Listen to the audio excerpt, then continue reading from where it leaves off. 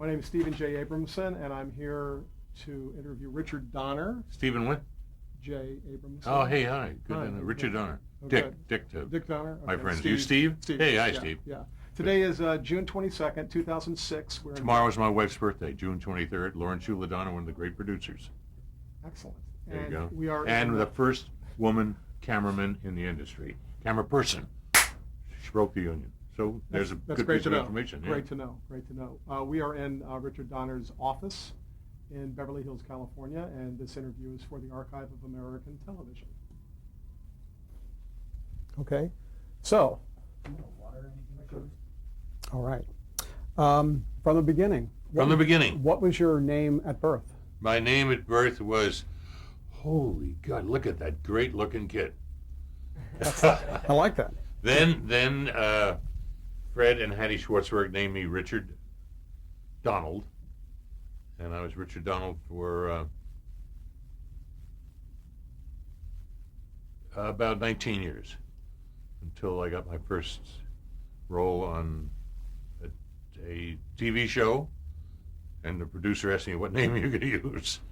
So at that point, a train had been stranded in the Donner Pass, much like the original where the I always say my great-great-grandfather ate my great-great-grandmother there, where they had the cannibalism, and this train was stuck there. It was the headlines of every paper. My middle name was Donald. My sister said, how about Donner? And it got me into reservations at hotels in Northern California. Everything's been great. Perfect. So it was actually an acting gig that Yeah. motivated the name change. Well, I was going to be an actor, not a director. We'll hit that in just a couple I minutes hope so. here. But when were you born? When was I born? About 5:15, I think, p.m. April 24th, 1940. Okay. And if you And buy that, 1930. okay. Okay. Okay. 1940. Let's Either- lie about it, you know. I do I that. could get drafted if I'm born in 1940. Go ahead. What's 10 years? With this president, we will have a draft. Where were you born? At Bronx Women's Hospital, New York City. And where? At Bronx, not New York City, Bronx, New York, Okay. the 4th floor. And where did you grow up? Where did I grow up? I haven't. That's been the fortune of my At life. the beginning. I haven't grown up. I've been able to work in this industry, and if you grow up, you're out. But a little bit in the Bronx, very little, and then we moved to Mount Vernon in Westchester County. You called it Mount Vernon, right? Yeah, Mount Vernon, Okay. Mount which Vernon. we had a house there. My father bought a house which he, poor guy, lost. And we moved to an apartment in a place called Fleetwood. And I lived there until I moved to New York, until I went out on my own. Tell me your father's name again and what did Fred. he do? Frederick Morris Schwartzberg. And what did he do? He had a, what would he have liked to have done? He would like to have been in the car business. He loved automobiles. And he and his brother-in-law wanted to open a car agency. It was his life. But he came from a very paternally run patriarch of the family, my grandfather, and he had a little furniture company. They manufactured hand-carved furniture. And he kind of insisted my father not have his dreams, but go into this furniture business, which he did. And all his life he wished he had never done it, but he supported his family very well.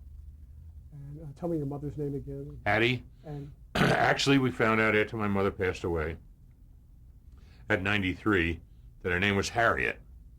We never knew it. She didn't like Harriet, so she named herself Hattie. When that happened, I don't know. But if you're listening, Mom, you're still Hattie to me. did she stay at home? Did she have a job? Did she juggle both? Oh, no. When she, originally when they were going together, worked for,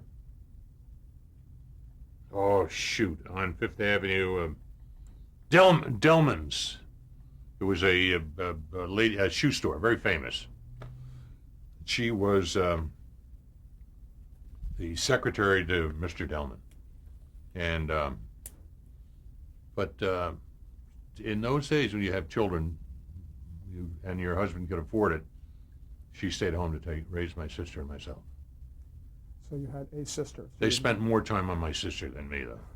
They liked my sister much better than me for some reason. I don't know, but What the hell? I have a sister. Her name is Joan Phyllis. Her married name is Joan Cohn. Doctor. She's a doctorate. She studied her doctorate under Alan Cohn, and they married. They both taught doctorates in psychology at San Francisco State. They are retired and lead the life I wish I could. When you were a kid, what did you want to be when you grew up? A kid. I know the only desire I really had. I really enjoyed my mother. I thought my mother was one of the funniest people I've ever known, and I always, every time the garbage truck went by the house, I'd say, "Yeah, I'm going to be a garbage man so I can stop in and see my mother every day." But that was about the only ambition I had as a kid. Where did you go to high school? I went to high school at A.B. Davis, Mount Vernon. And what about college? College, I went to New York. I went to NYU at night, and I went to Hackett Junior College. Why did you go to night? Why did you go at night? I was trying to be an actor, and I was trying to work in any little theater group I could get my hands on. And the only reason I went was because my father, God rest him, he wanted me to be in his business and study business and have a business degree. It was the farthest thing from my mind, but it's your father. And although I think he realized eventually what he was denied in life because of his father, he decided he was going to push me to go do what I wanted to do, which was get out of his house. When did the acting bug bite you?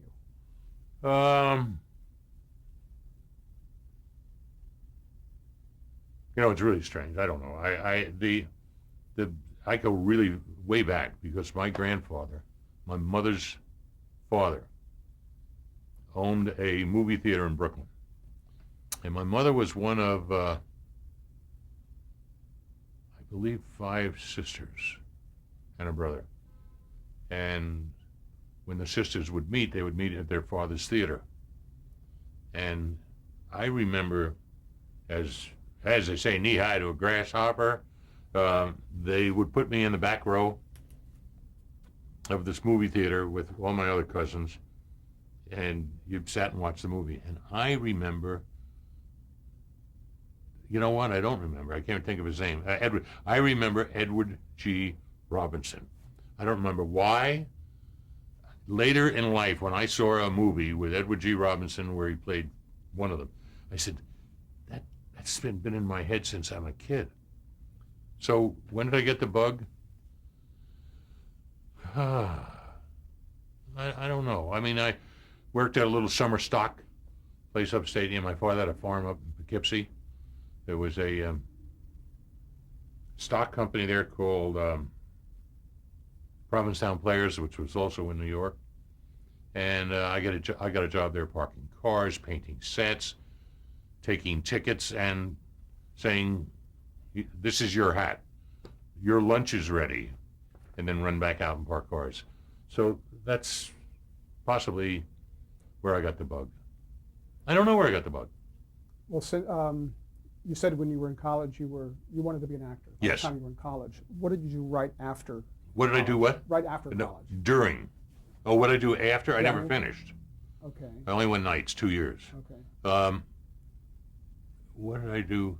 Well, I was working nights, anything I could to make a living.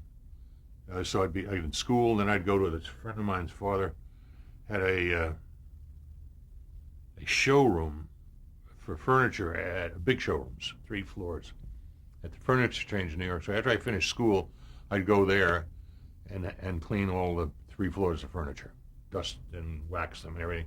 So that was the job, and that would take me to the wee hours of the morning. And then what was the question?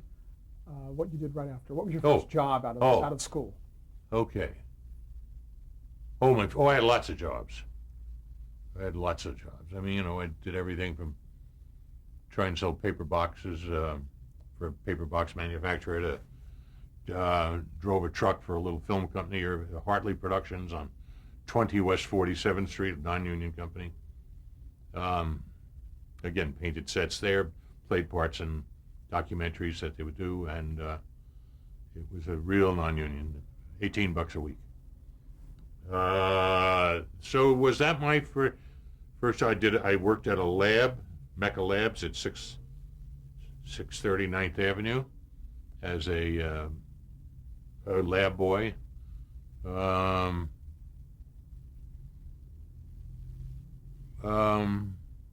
had did you have some acting gigs that were Say what?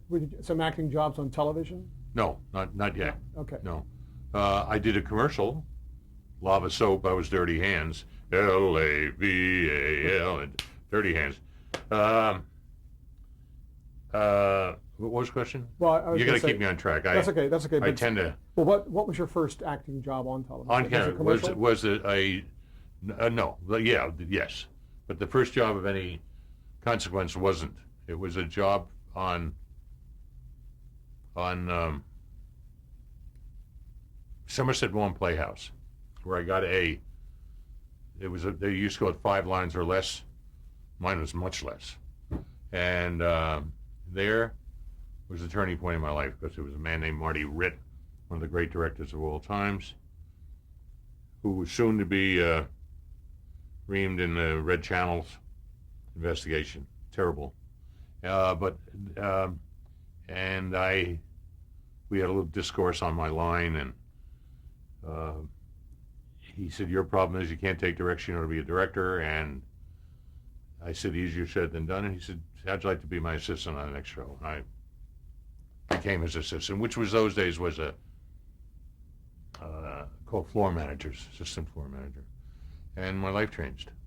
It was so nice to be on the other side, not getting, but giving. And so that was it. I kind of gave up acting, although I tried other things to make a living doing it. I did more commercials. But out of that, everything evolves. Out of that came an incredible gig with a wonderful man named George Blake. The show had gone off the air for the summer. In those days, live television would have hiatuses, big major. I guess they do today too. And I needed a job. And the father of one of my best friends knew this gentleman who was 34 years old, who was a documentary commercial filmmaker, a guy who had been nominated for an Academy Award when he was 28 for a documentary he wrote, he photographed it, he edited it, he directed it.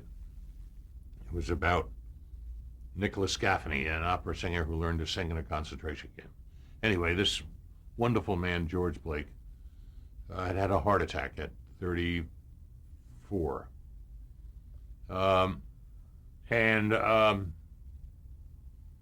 I interviewed it as a job as his driver, as his assistant, and I got it. And I just fell in love with this man. He was so bright, so interesting, and so full of life. And I would drive him back and forth to his home, and I'd be his assistant in the office. It was a little one-person, two-people office. And gradually the company started to build. And I was in awe of film, because in live, which I had been working in, actors had to concede to the equipment. And in film, when I watched him shoot, I couldn't figure out how the hell is he going to shoot this over my shoulder and not. Then I realized, of course not. You don't see the camera. You can do anything you want. The equipment conceded to the actors. The actor was more important. And I fell in love with film, and I never went back. I spent 4 years with him. During the end of that period, he made me a director. of a lot of commercials, a couple little documentaries, and the worst befell him at 38. He had a heart attack and died. And my life, I think, kind of came to an end because very special man, very, very, very, very great guy. And then I opened my own little commercial company with another director named Chick Green, Charles Harrington Green, 6'4", the shortest of 7 brothers, bunch of tough Irishmen that come into our little apartment in New York and tower over all of me. And anyway, it was a great relationship. We were great buddies. Another fellow named George Tompkins, who came from an advertising agency. We had a little company called Signal, as in a signal production, and we did very well, commercial company. But we were very undercapitalized, and you're always waiting for accounts receivable from agencies. And although we were doing well, we never had any money. And if we did get any money, we'd spend it. Go to Bermuda, take clients with us, get married every weekend. It was just good experience, good time, very bad boy all. And then we decided, I know. Then we closed the company. We sold the company to Filmways, which was Marty Ransoff. They took over the company. And I freelanced. And I was doing a lot of freelance work, and then they called me and said they had opened an office in California, Filmways. And would I like to go and be their consort director, if you will. And somebody slip a note on the door? Yep. Uh-oh. About the fire? Yep. Is my car ready? About. What's the note? It's just stuff. Oh. And so I came to California for them, and in so doing, I came via Seattle to go back to Sun Valley to do a commercial with, of all people, Buster? huh? Buster Keaton? No, it was, what's her name? You know, Ozzy and, I mean, not Ozzy, Lucy. Lucy. I came back to shoot a commercial with Lucy Ball in where was it, Utah someplace, and I had a nice relationship with her. She showed me about her company. Came back and I started shooting commercials here. And then one day, and then everything was going good, going very well, and doing commercials. And I kind of thought, man, I'd like to get into TV. And I was freelancing too, and I was doing commercials for Lucy at Desilu. Lucy, Vivian Vance, who the hell was that whole cast of the Lucy show? William Frawley, Desi Desi Arnaz. Betty Fernandez, and Desi Arnaz. The commercials for Westinghouse. And no tales out of school, but I mean, Lucy and Desi used to be about a half a bottle in by 11, and Frawley, and he was a full bottle in, and dear Betty Fernandez was trying to sell refrigerators, and there was a guy on the set, and he came over to me at the break, and he said, hey, listen, if you can work with those guys, can you work with Steve McQueen? I said, hands down. I said, I know him. I knew him from acting in New York, and hands down. So I got my first job directing television with the Wanted Dead or Alive Steve McQueen show. Okay, let's backtrack just a little bit. Okay. We'll pick it up there. Sorry about that. No, this is I great. do tend to ramble. You're just going right through Okay. just what I'm going to ask you. Okay, But back in the live TV days, how long did you, were you a stage manager in live television? Assistant stage manager. Okay. How long did you do that? About how long?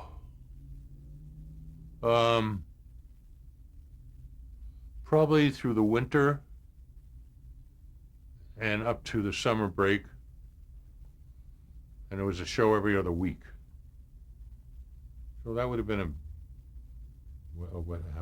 summer is January, February, March, April, May, June, 6 or 8 months. And this is like early mid-50s, approximately, something? Maybe mid-50s. Oh, wait a minute, I was in the Navy, too. Okay. I forgot that. I got thrown out of school, and I went into the Navy at, there was a year enlistment program, which is really clever. Oh, yeah, that was before that. There was a year enlistment program because I think Korea was on the horizon. And if you joined for a year, they had to let you out before a day before a year, and you would have to do 7 years in the reserves. And I didn't know what to do, and I was very restless, and I enlisted in the Navy. And I was still Schwartzberg, and I took a lot of shit. There was another guy, I can't think of his name, but there were 2 Jews and like 1,200 guys, and we got the shit kicked out of us, but we did pretty well ourselves. But I got out. First of all, in that year, I traveled the world.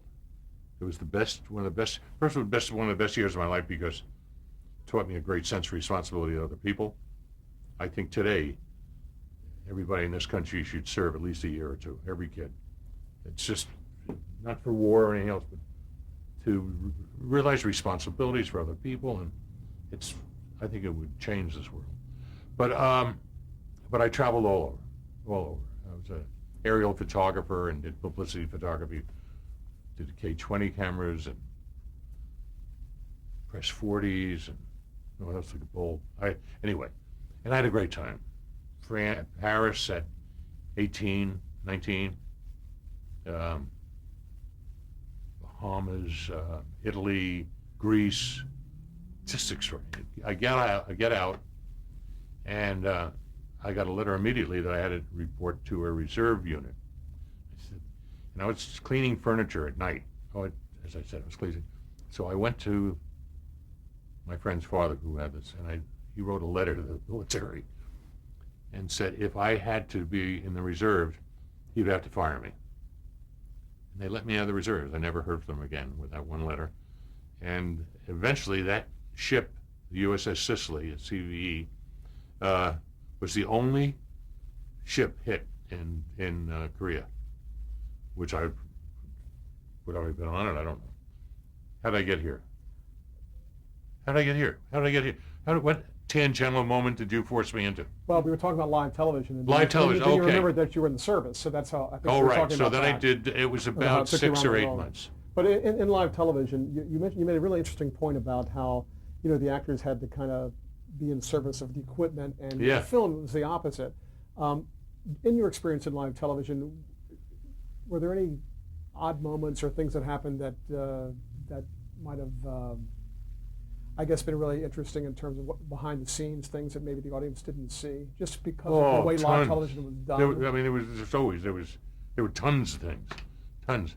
I mean, Tell us one. oh God. I mean, how do you remember this shit? I mean, you're asking me to go, oh, okay, well, I'll tell you one. Cloris Leachman, great actress.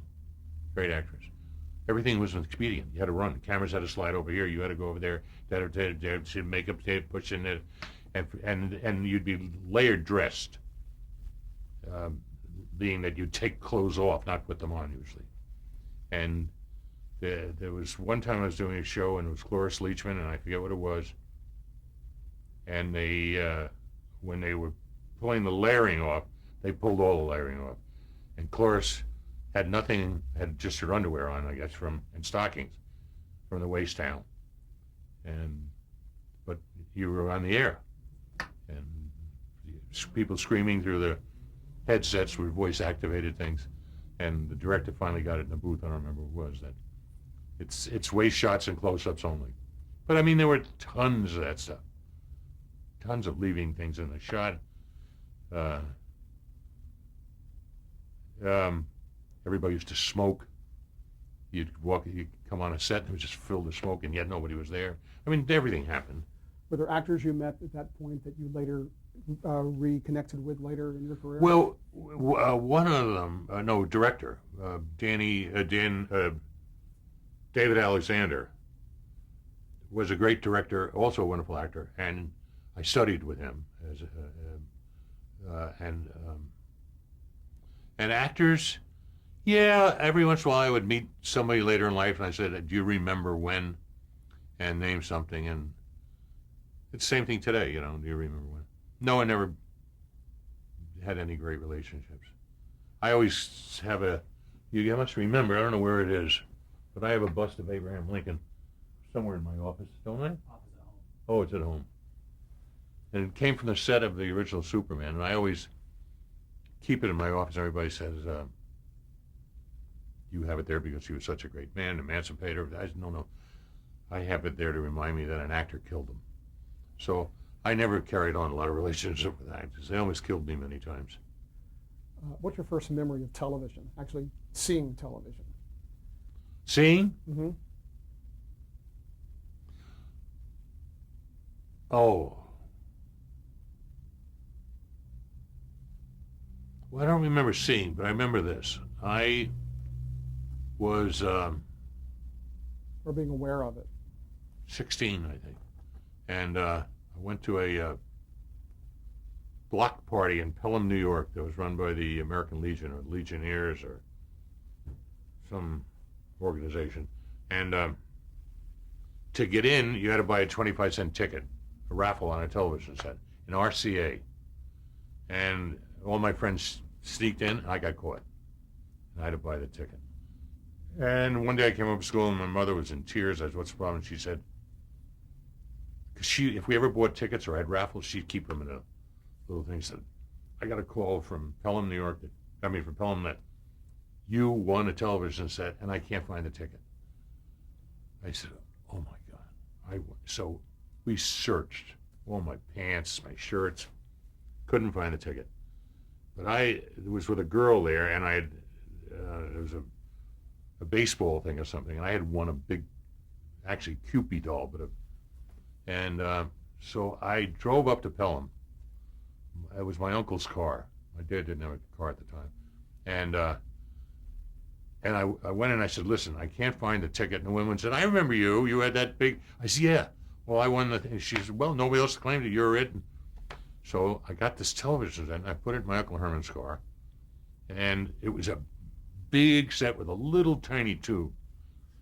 And I picked up my dad at the railroad station, and he said, what are you doing? I said, well, I'm delivering television sets. I'm getting $15 a set. He said, you can't do this in your uncle's car. You'll never loan it to us again. I said, well, so I said, get in, Dad, we'll go home. So I got up to the apartment. I said, we ought to carry this upstairs, not leave it in the car overnight. So help me carry it in. And my mother was in tears and said, we had the first television set in our apartment house, where we had to go up on the roof and put this antenna up and run this outside cable down. And everybody used to come in. And my father bought the bubble that you put in front of the set. We also bought the color wheel, but it didn't work. And everybody, so what do I remember? I remember, that's a long way around, but I'm there. I remember the variety shows. I don't remember, who was it? It was, Milton Berle, and who's the sponsor? Huh?